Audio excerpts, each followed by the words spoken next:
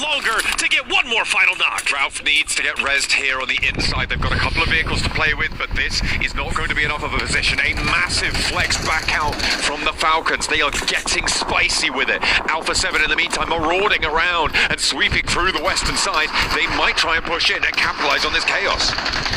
Squash taking a lot of damage. Arena moving in. Squash ready for this. However, Alpha 7 starts to crumble. Mormon gets to clean up on Revo, and well, the rest of the Alpha 7 roster now in shambles. Only one remaining. It's Mafioso. He chose to stay back just a little bit, and well, he's going to have to go at it alone as a solo for anything, right?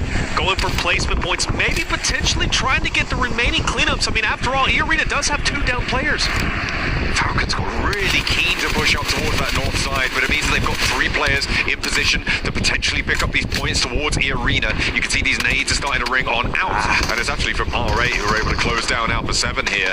But Arena suffering as they try and go for that cross, that northern flex out. The Falcons were all held down towards that number 3 on the minimap there on Narvalo, but now with that flex out, they have those off angles. Yep. They now need to rotate back on in. You can see the vehicles they got available to them though, and they should be able to make this crossing. Yeah, Arena will maybe split the difference between them. Narvalo might be able to put additional pressure with that split. Noxious Red Force still dead center, by the way. They're going to play an big impact as we get later and later into the stages. R8, a team that, just like others, have been struggling quite a bit. Opposite of another team that is relatively low in the standing. Jangon Galactica, St. Cloud Smile just up ahead. Mormon starting to roll in from the arena.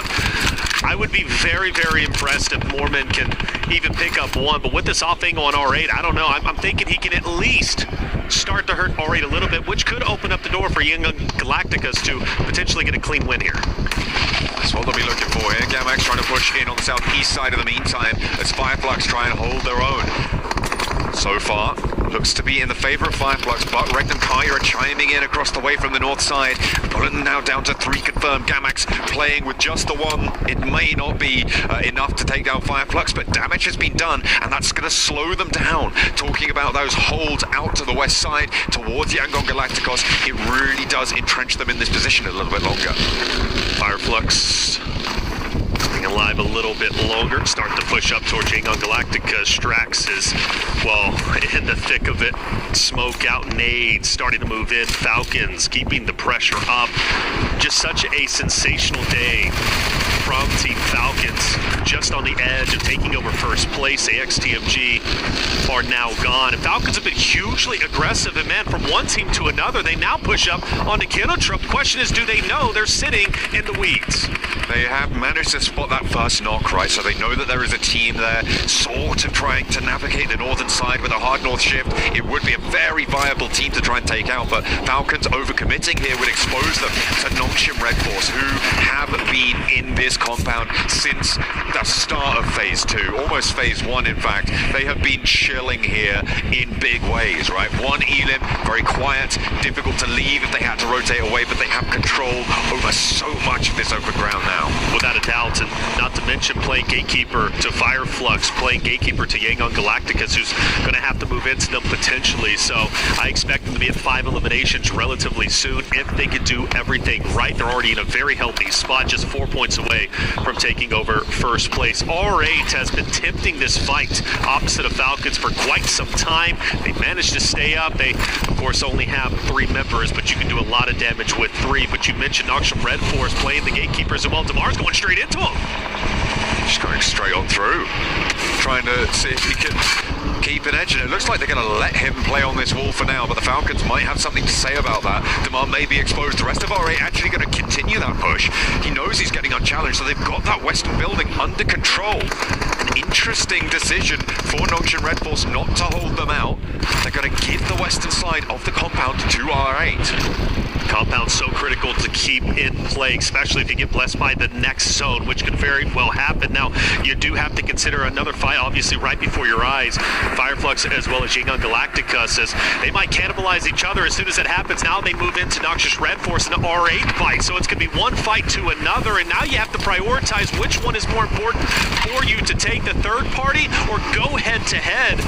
For Fireflux, they can, in fact, wrap around the eastern side and maybe take over where the crate is currently at, or they can decide to push. Right now, they're just kind of just seeing what's out there, but with the hovercraft, I think Gang on Galacticus need to take advantage of that. For me, I'm wrapping around. I don't want to full send it. I don't want this third party, but maybe they do. I mean, it's already smoking. It's really dangerous to be heading on in like that, but Yangon Galacticos full crash onto the northern point, and Nokshim Red Force look to hold. A meat grinder found through the window, but Yangon Galacticos somehow avoid the spinning blades that Nokshim Red Force will send out towards them. Smile is hunting them down, and that's 3 players already falling. Romeo the only casualty. All right, looking at third party, but not really finding too much. It's over almost before it started. And Fireflux are now in on the east side. But Doc also hits a great shot onto Solus from Fireflux through the window, and now he can capitalize with the nade. You have, of course, Marth and R8 on the outskirts. Nades galore starting to come through. Doc still standing up with the full challenge on the outskirts. Madcap, though, great shots with the DBS, will push Doc back. Forces it back into the inside of the building. Yangon Galacticos and R8 are dealing with each other right now, which means that this is a 1v1 on this corner of the compound, and Doc wants to try and conclude that point and play on from there. Yangon Galacticos successful on the first crash, but R8 challenging them now on the angle, playing with 3 as well. Marth retreats back up to the warehouse, and the Falcons have been marching ever closer as time goes on, but finally Narvalo has a knock sent his way, and they'll have to slow it down just for a beat.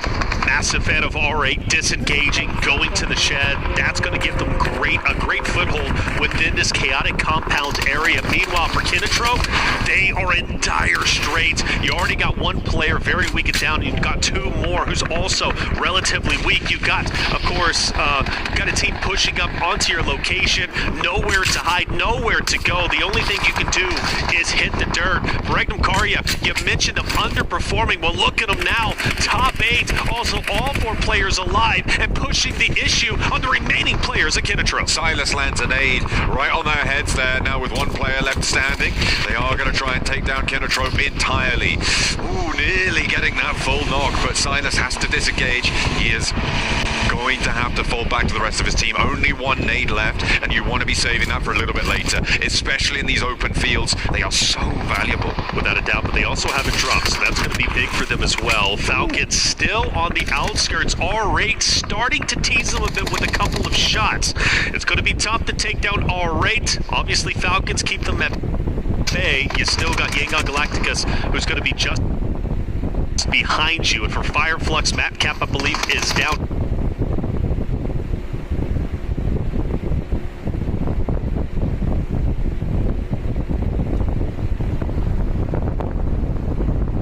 Out, and that will be the end of Fire.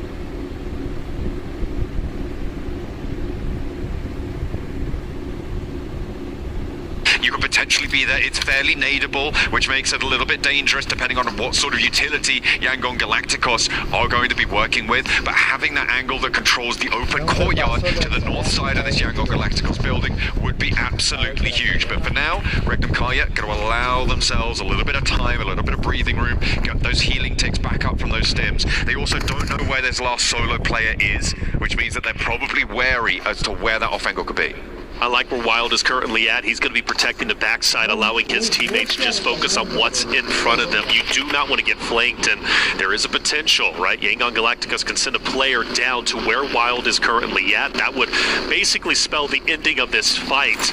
I do have to question how annoying Doc is going to be in this moment, though. I think Doc is a solo. I really think he's going to affect the fight once Yangon Galacticos as Regnum Karya start to collapse into each other. Silas is starting to make a move, and he is taking that advanced position, which is great, but Doc knows this, and Doc is going to be opposite of him. Yangon Galacticos moving in. St. Cloud and Doc potentially about to square off. Silas opening the building. I don't think you want to step in there just yet, Doc. Now getting pressure put on him. Yangon Galacticos know he's there, know that this fight happened earlier, and they will take care of him. So no more annoyances from the side. But Yangon Galacticos have invested time, and the question is, what have Regnum Karya done with it? They've moved out to the north side, up and to that wall position.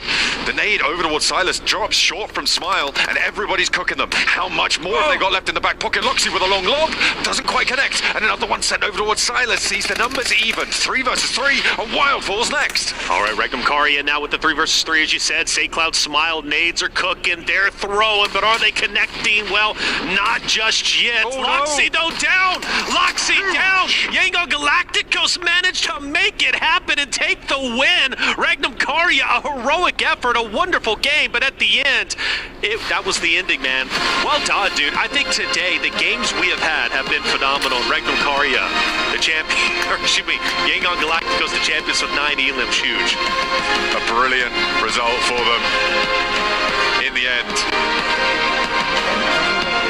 And Yangon Galacticos, yeah, the 2P to see that one close it down. That position that Doc held in the end, okay, a little bit more aura farming coming through from Yangon Galacticos, hitting them with the boat dance. But you know what, in the end, it felt like Regnum Karya maybe gave a little bit too much leeway to Yangon Galacticos. They played towards the back of the compound for a long time, right? They could have potentially taken control, gone a little bit further forwards. The circle closed a little bit further south than I thought it would, so could have been a little bit more of a decision maker there, but I think getting rid of Doc was brilliant from Yangon Galacticos.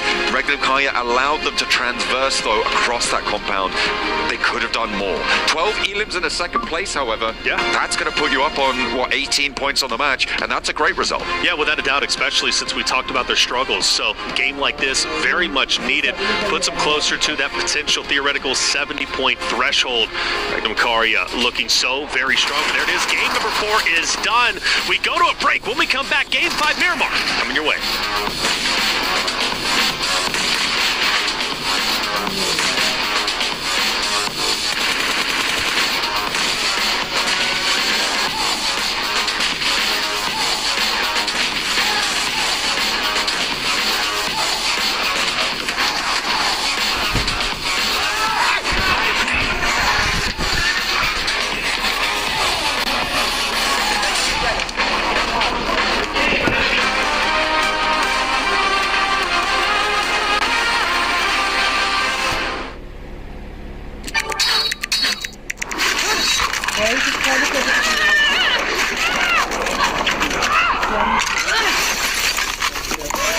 Reach your impossible, Lenovo Legion.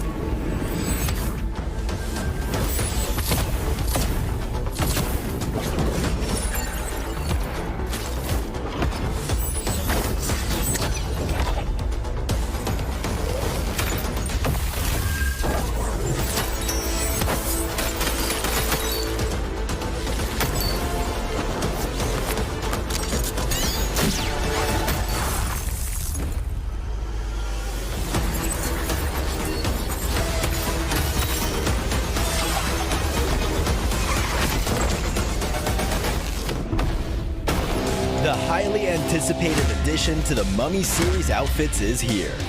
Paired with the new Ice Tube Glider, the Polar Spectrophage set is just what you need to freeze your enemies. Or send them ablaze with the Inferno Feed set's new upgradable Chain Inferno Uzi. All the Mummy outfits are back. Get them all. Join now and collect the whole series to turn all eyes on the battleground. Event period, July 10th, 2025 through September 2nd, 2025.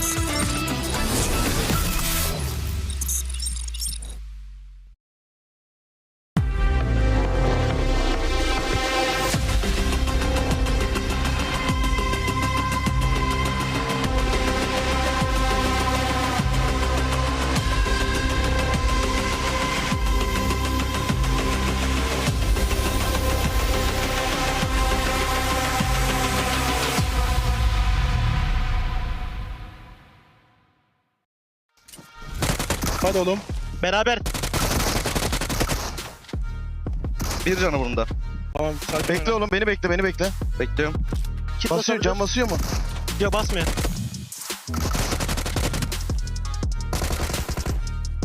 Nice! Nice oğlum lan! بس بنيت ورا المكان ابو علي يمين يمين يجي بقرب من تحت من تحت انا صيد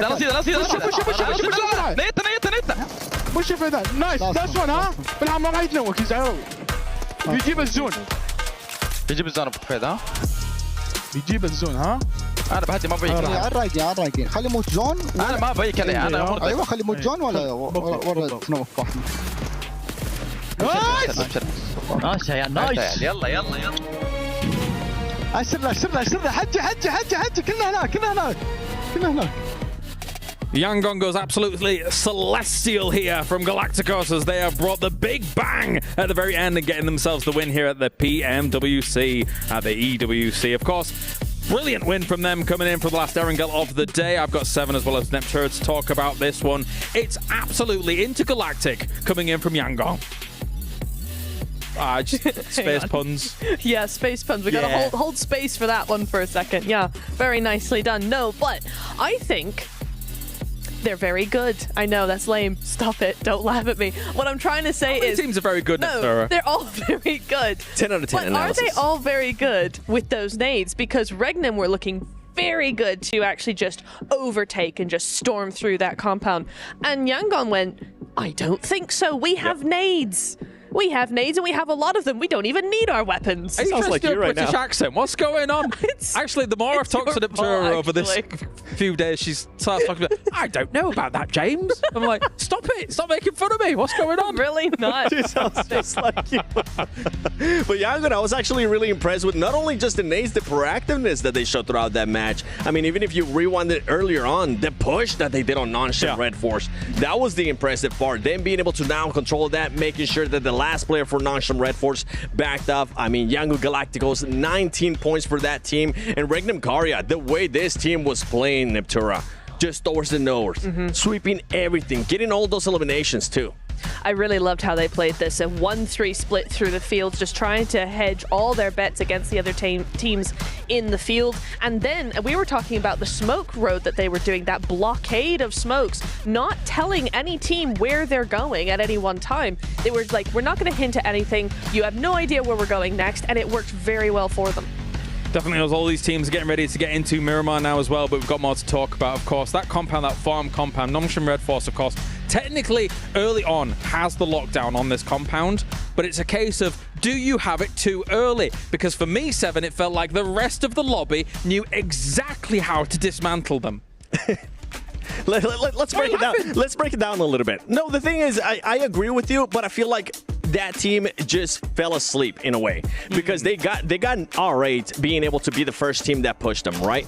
And then they kind of gave away that warehouse. After that, the team was just super passive. They created pretty much a nice little 2-2 between those teams. Yeah. Okay, you stay over there, we stay over here, and they just weren't ready for any type of push. And that's when Yangon Galacticos just took full care of it. Like, you need to see that proactiveness. And I was actually hoping that Regnum Karya was going to end up winning this match because they were being so proactive. Not only just with the sweeping, as you mentioned, the smokes that they put out as well, but the reaction of Yangon Galacticos there towards the end, making sure they swept around as well, got all the nades ready, got all the knocks, is what got them the win. Yeah, and I want to go back just a little bit further back into the mid game, right? Yangon making that initial push. I have so much to say about that because Nongshim really fumbled there, right? You had R8 with that one solo, Damar coming into the compound. Nobody was touching that compound. Everybody was too scared of it, right? Damar comes in and goes, actually, I'm going to test the waters a little bit. And Biddy's like, oh, my bad. Sorry. Didn't know you were there. It's cool. And he immediately backs off. So R8 see that, go, oh, well, they're not really all that scary. They push in, Yangon go, oh, they've given them all that space. Well, we might as well sandwich them while we're at it. And Nongshim actually told the entire lobby, all the teams around them, that actually we're in a weak position, we're a weak team, we're not going to defend this, so you can come and walk all over us. And it's just in that tiny little thing of Binny just moving back slightly. There wasn't this strong push over towards Damar and shut that down immediately. If they had done that, they would have won the game, I think, because it's just nobody would have touched them after that.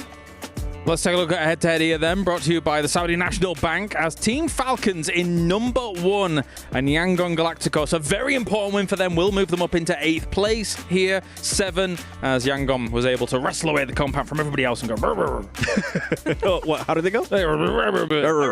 Yeah. But it's an impressive play. I want to see Falcons continue doing what they've been doing. Because in that last game, it felt like they were maybe going to go for the winning play. It felt like they were maybe going to be the team that was actually going to end up doing what Regnum Karya ended up doing. That wasn't the case. And you know what? Let's talk about this overall before I continue on. Because Team Falcons with those 42 points and somewhat of a healthy gap there to 8th place. Somewhat of a healthy gap.